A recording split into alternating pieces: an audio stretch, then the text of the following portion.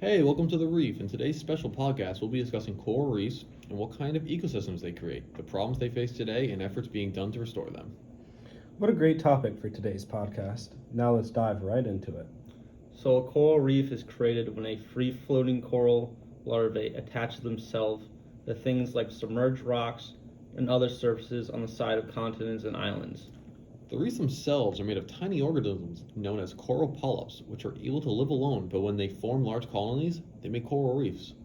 Some of the coral polyps are what we call hard corals. Now, these corals form calcium carbonate structures that you see, and these hard reefs form foundations for soft corals.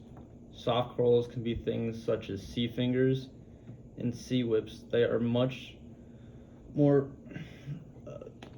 resume plants as they lack the rigid structure of hard corals.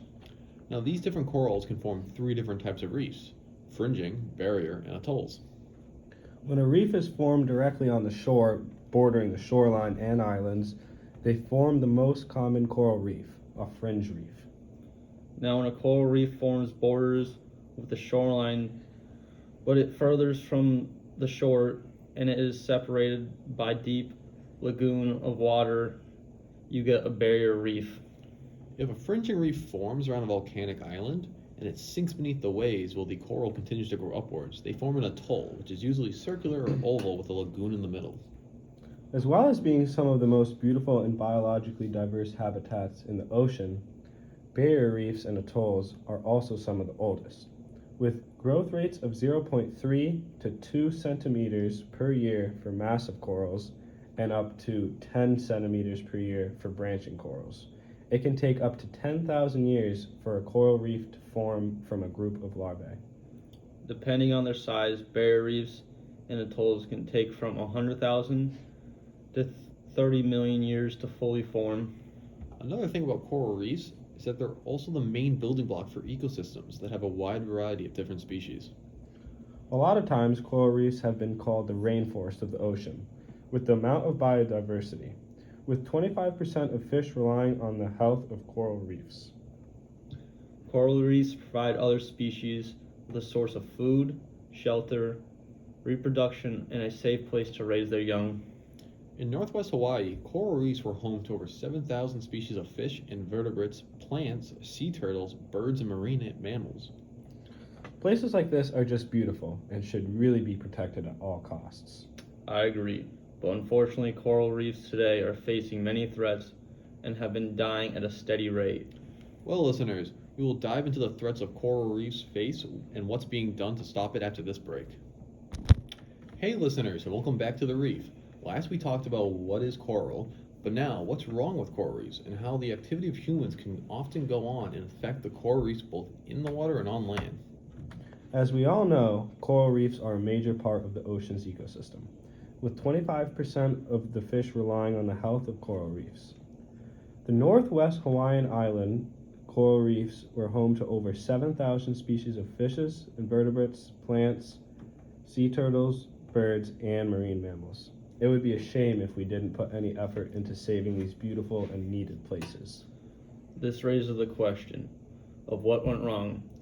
How did we destroy these beautiful places? And just like most things that are endangered or extinct, humans had a major role to play in it. Since coral reefs have so many different kinds of fish, humans have been overfishing these areas for a long time. This has led to some species of fish going extinct or very rare to find.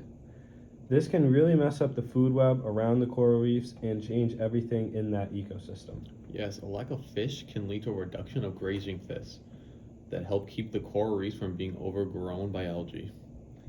Even human activities on shore can have a major impact on the reefs. Pollution from the land can make its way into the ocean. Sediment from the coastal region, urban storm water runoff, forestry, and agricultural all have a big impact when it comes to the ocean. In an article titled Threats to Coral Reefs, it states that sediment has been identified as a primary stressor for the existence and recovery of coral species and their habitats. Sediment deposits onto reefs can smother coral and interfere with their ability to feed, grow, and reproduce. Yes, pollution is a major threat to the coral reefs in many ways. Nutrients that get dumped into the water can also have a massive impact on the oceans and coral reefs. Nitrogen and phosphorus can often get into the water, often from agricultural and residential fertilizer use, as well as sewage discharges. This can be terrible for the ecosystem because coral reefs are adapted to having very little nitrogen. And when it is added to the water, it can lead to the growth of algae. When algae grows in the water, it takes up much needed oxygen that the reef needs, as well as blocking out the sun. Other toxic substances like metals and organic chemicals, as well as the trash that is dumped in these areas like bags, bottles, and old fishing gear are also very harmful to the reefs.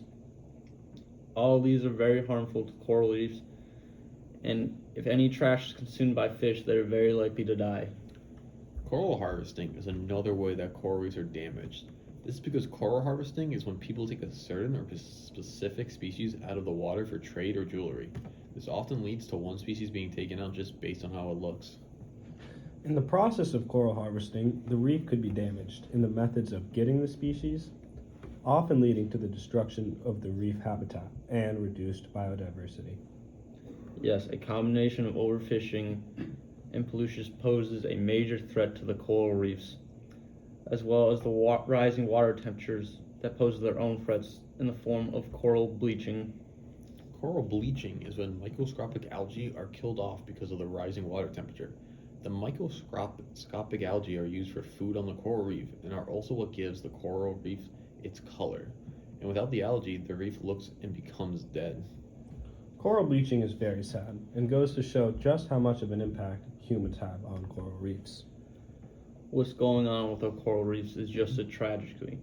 Luckily, after these messages, we'll be talking about what can be done to save our coral reefs from this fate. Hey listeners, during our break, we had a guest call on our podcast from a company currently working on many reef restoration projects called Seacore International. They are a conservation organization helping restore coral reefs all over the world using many different methods. Seacore's mission is creating and sharing the tools and technologies to sustainably restore coral reefs worldwide. Yeah, some of the things they said were fascinating. They focus on breeding huge numbers of corals in sophisticated land-based facilities. They accomplish this by collecting coral sperm and eggs during natural spawning events in coral reefs. One of the locations they are working on is a coral reef along the Caribbean coastline in Mexico. The coral reef there is vital because not only does it provide habitats for many different species, but they are also vital to the people that live around the area. These reefs are popular tourist attractions, and without them, the towns will lose a lot of money because the locals do a lot of fishing for food and as a source of income to support their families. If the reefs are lost, fish populations will plummet, putting a lot of fishermen in very tough situations. In this specific project in Mexico, Seacore is mainly focusing on a certain species of coral called elkhorn coral. One of the coolest features of this coral is that it can absorb up to 99% of the energy that comes from waves due to storms or hurricanes. This is why this coral is very important, because by absorbing all that energy, it doesn't reach the coast, resulting in less beach erosion, which protects buildings such as houses and hotels, and any other structures that are close to the water. Our guest also told us that most coral restoration projects use quote-unquote fragmentation to restore reefs. Fragmentation is when you break off a piece of healthy coral and grow it in a nursery before putting it back in the ocean. But this reduces genetic diversity, which is necessary for species to adapt to the changing environment. Yep, so instead, Seacore is using sexual reproduction to restore the reefs. To do this, they make special traps to capture the eggs and sperm, which the coral produces during spawning season. After collecting all the eggs and sperm, they bring them back to the nurseries on land and begin to fertilize them, developing embryos. So once fertilized, the embryos then turn into larvae, called a planula. The planula attaches itself to a small concrete substrate and then starts developing into a coral. Seacore then takes these concrete substrates with the developing coral and puts them back into the degraded reefs. I've also heard about this restoration project in Hawaii.